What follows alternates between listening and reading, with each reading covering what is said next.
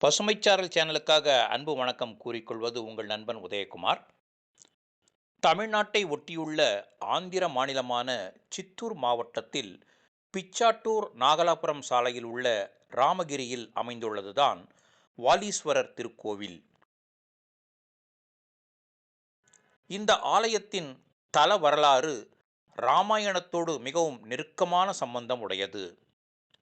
ராவணனை வதம் செய்த பிறகு ராமனுக்கு ஏற்பட்ட பிரம்மஹத்தி தோஷத்தை போக்கிக் கொள்ள ராமேஸ்வரத்தில் சிவலிங்கத்தை பிரதிஷ்டை செய்து வழிபட நினைத்தார் ராமபிரான். அதன் பொருட்டு ஹனுமனை காசிக்கு அனுப்பி சிவலிங்கத்தை கொண்டு வர பணித்தார் ராமபிரான். ஆனால் அனுமனோ கால பைரவரின் அனுமதியை பெறாமல் சிவலிங்கத்தை எடுத்துக்கொண்டு அங்கிருந்து புறப்பட்டான். இதனால் கோபம் கொண்ட கால பைரவர் சூரிய பகவான் மற்றும் வருண பகவானின் துணையுடன் அனுமனுக்கு தீவிரமாக தண்ணீர் தாகத்தை ஏற்பட செய்கிறார். தண்ணீர் தாகத்தால் தவிக்கும் அனுமனுக்கு வழியில் ஒரு தடாகத்தை ஏற்படுத்துமாறு கங்காதேவிக்கு காலபைரவர் பணிக்கிறார்.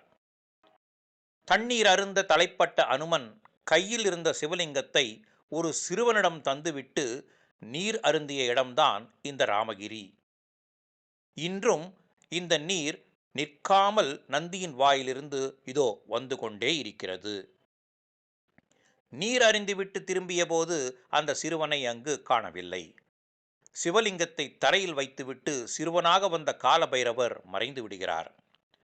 அனுமன் அந்த சிவலிங்கத்தை கையினால் எடுக்க முயன்றான். ஆனால் எடுக்க முடியவில்லை. வாளை கட்டி இழுக்கிறான். ஆனாலும் சாத்தியப்படவில்லை. அதனால்தான் இங்கிருக்கும் சிவலிங்கம் சற்றே சாய்ந்து இருப்பதை நாம் கண்கூடாக பார்க்கலாம். கால பைரவர்தான் இதற்கு காரணம் என்று புரிந்து கொண்ட அனுமன் அவரை வணங்குகிறான். மற்றொரு சிவலிங்கத்தை பெற்றுக்கொண்டு ராமேஸ்வரம் புறப்படுகிறான். சிவலிங்கத்தை தனது வாளினால் கட்டி இழுத்ததால் இத்திருத்தலம் வாலீஸ்வரர் திருக்கோவில் என பெயர் பெற்றது. வாலீஸ்வரரின் எதிரே நந்தி தேவரோடு ஆஞ்சநேயரும் வணங்குவது போல் பிரதிஷ்டை செய்யப்பட்ட சிலையை இங்கு மட்டுமே காணலாம். படக்கலவையில் உதவிய ராஜ்கிரனோடு விடைபெறுகிறேன். நன்றி. மீண்டும் அடுத்த பதிவில் சந்திப்போம்.